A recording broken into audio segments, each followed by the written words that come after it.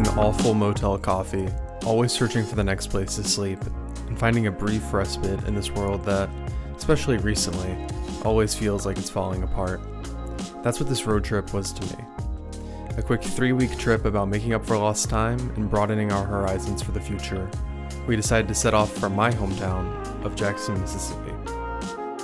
Fisher and I have been friends for a minute, but we got to know each other better when we were studying in Florence, Italy. I was finally reaching photographic nirvana while I was there. I had access to a darkroom, scanners, enlargers, and the freedom to travel around one of the prettiest countries on Earth. Fisher started a relationship with a new girl and was seeing her regularly, while we both worked towards completing our global studies degree. We were making real, substantial progress. Then, COVID spread to Italy, and we were both sequestered back to our hometowns to wait it out. Fisher went through an agonizing breakup, and I started to make videos because the photos I wanted to take had become out of reach. During this time, Italy mostly wiped out COVID-19, and in the half a year since we left, the United States has continued to be the hotspot. Just our luck.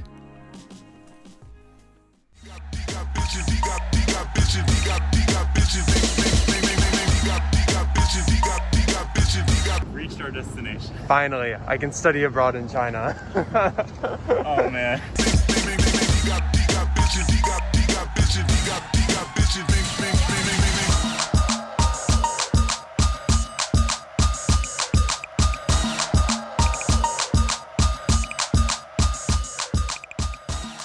After destroying our breakfast at the Black Bear Diner in Little Rock, we made our way to Oklahoma City, where we had a great time birding around town. We also went to Tamashi Ramen House, where we had some amazing, ramen.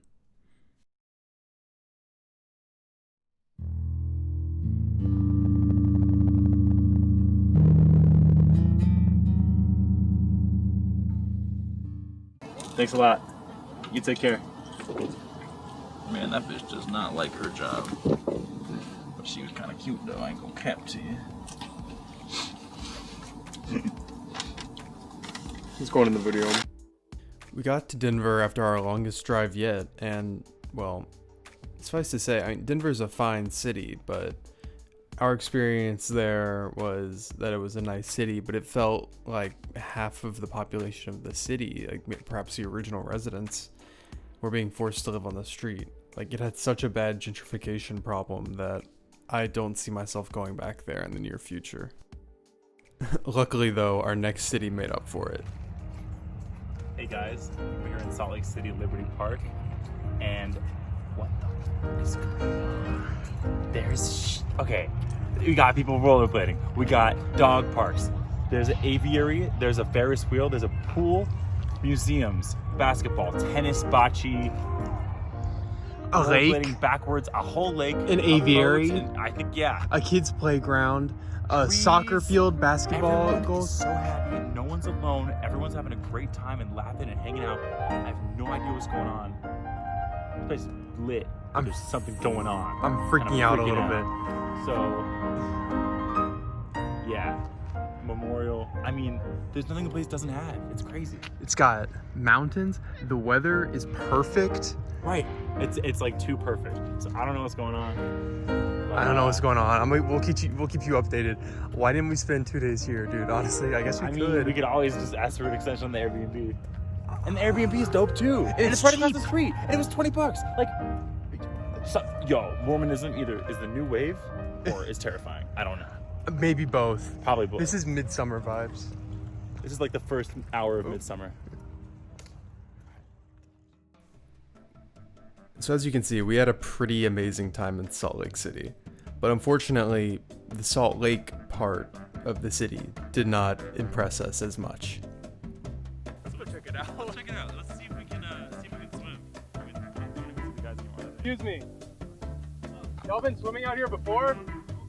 Okay, yeah. Cool, us neither. We came out here and we were like, I don't know about this. The few wanted to go swimming. But Salt Lake City, Utah said, barren fucking sand-hardened Salt Lake bullshit. I mean, the city is called, I guess I don't know what I should have expected, but like. But still, I'm still disappointed. I'd like to go for a dip. It's very hot. and I can't. say like something like this right here is not. And this shit fucking sucks.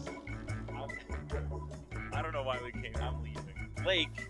Alright, but it's salt. The sand is hard and sharp like glass. And what's behind it? The scenery is this. Do you see that tower? What is that, bro? Who built this? Who built it?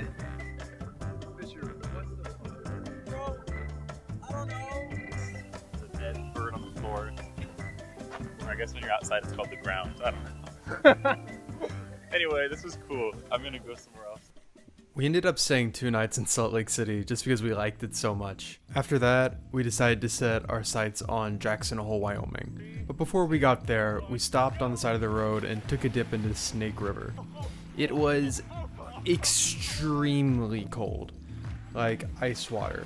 But it was our first taste of nature, and we'd been looking for places to swim on the trip. Once we got to Jackson Hole, we decided to look for a place to eat. Jackson Hole is kind of like filled with motels and hotels, etc. So we found a place to eat. Review said that it was a reasonable price for the area. So as it turns out, according to our bartender, Jackson Hole, or like the county that it's in, is the highest income area in the entire United States, and all the hotels are insanely expensive. So we took a little trip out of town, and Fisher and I decided together that we were just going to sleep in the car. Dude, I like honestly cannot.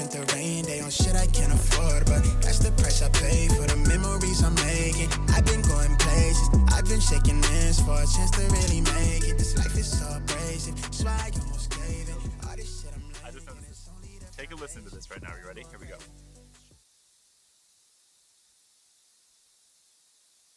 Nothing. Dead silence. It's just there's nobody else out here. Yeah, I mean, no one. That's the thing. Like, there's no one. Laying on the ground outside our car and watching the stars slowly appear in the sky really brought me back to Earth. Life had been feeling unsure before the trip, and perhaps it would continue to after. But at that moment, the only worry I had was whether I'd miss a shooting star. The next day was a long one. We spent a few hours hiking around the lakes in Teton, then drove up Signal Mountain, and finally drove through Yellowstone. It was all beautiful, but driving through Yellowstone at night is terrifying.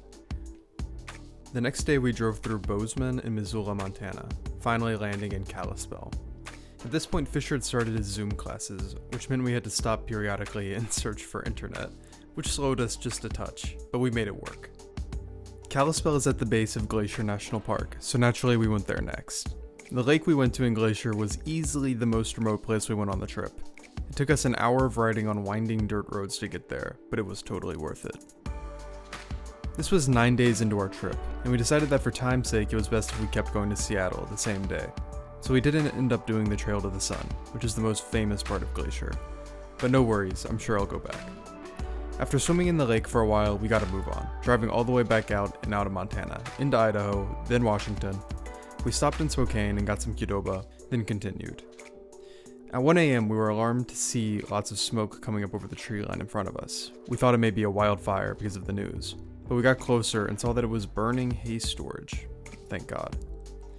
The bright orange of the fire, mixed with the blue lights from the other buildings with the spectators and animals in the foreground, made for a pretty interesting picture.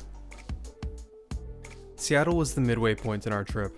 Finally arriving into the city at 3 a.m. and turning the corner only to see the Space Needle was amazing. We'd been driving for many days worth of time at this point, and had more or less made it from the Gulf of Mexico to the furthest point from our start on the Pacific coast. To celebrate coming so far, Fisher and I decided to stay 2 nights in Seattle. It felt good to finally be able to sleep in, especially after the 13+ hour drive. Fisher had such a memorable time in Florence, Italy, that he decided a while back to get his apartment address tattooed on his arm. I also had been looking to get my first tattoo, so we did some research and checked out Seattle Tattoo Emporium. I got the schematic for the 50mm Summicron dual range. So, spoilers for whether I liked it in the upcoming review. Next, we took a quick ride to Portland, Oregon. Portland ended up being our favorite of all the cities we went to on our trip. To me, it felt like Barcelona on the Pacific coast. Its food was amazing and it never felt overwhelming, like cities like New York or Tokyo can. After Portland, we shot off west for a quick ride down the Pacific Coastal Highway. We stayed on it for a few hours and it was extremely beautiful, but also extremely slow. So after a while, we cut back into Oregon and headed all the way down into California and to San Francisco. Damn, it looks like your fucking jacket. The next day we walked around the city for a while to see Chinatown and the touristy sites. After our brief tour, we got to move on to Verdi, Nevada, where we stayed at Boomtown Hotel and Casino and visited Fisher's relatives. Coincidentally, Fisher's mom was visiting his grandmother from Ohio for the week. His aunt and uncle, Homero Lubambo, is a bossa nova guitarist, and he would have been touring internationally if it weren't for the pandemic. Same goes for Fisher's cousin, who would have been studying in Oxford if not for the pandemic. Even though we were socially distanced, it was really nice for Fisher to see them, and for me to get to meet them for the first time. From Verdi, we went to Lake Tahoe, and, shockingly, returned to Salt Lake City.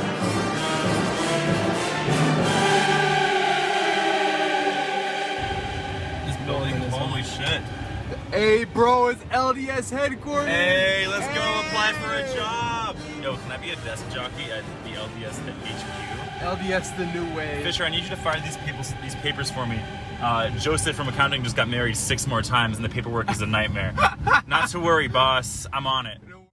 The drive from Verdi to Salt Lake City was genuinely unlike anything I'd ever seen in my entire life. Just red nothingness for tens of miles in every direction. We also drove down a road with a lot of yellow butterflies and, well... I think we're in the, okay. At this point in the video, I'm running out of adjectives to describe the national parks we've been to, so Heavenly is going to have to work double duty for Zion and Grand Canyon. Sorry about that. In between Zion and the Grand Canyon, we stayed in Kanab, Utah, which is basically just a small town with a ton of motels in it. It's where they used to film old westerns. Continuing down into Phoenix, we drove through cacti country, and I powered through the drive while Fisher worked on his classes. I can't really communicate this visually, but we drove probably more than 130 hours over the 3-week trip, which is about an average of 7 hours a day, considering we didn't drive some days. In Phoenix, we saw the corn moon, and Fisher visited some more family. We stayed a quick night in Phoenix, then powered on to Santa Fe, where we went camping with Chloe, a friend of ours from university. Unfortunately, it was a little bit dark for photos, but it was amazing to reconnect with a friend in person around a campfire.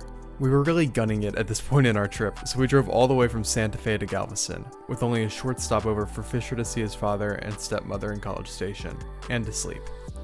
They suggested we stop at a Buc-ee's if we could find one. We did, and then something magical happened. Man riding the... Is that a man riding a shrimp?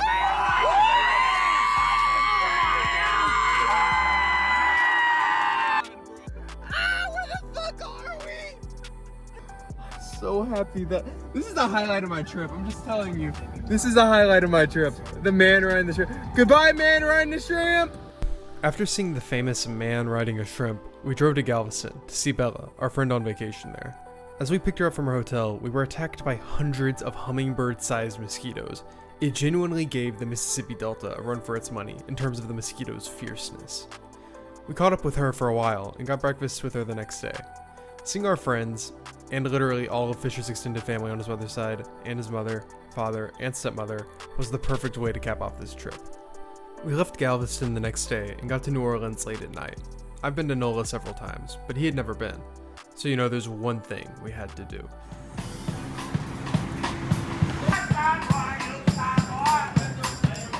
That's the one.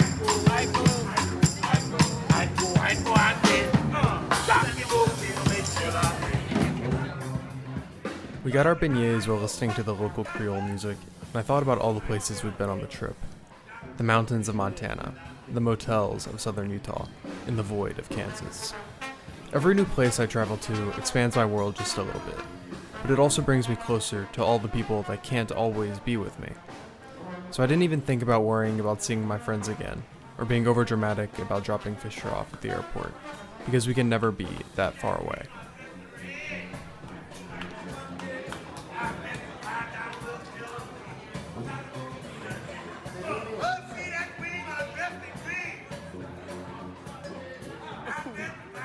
my God.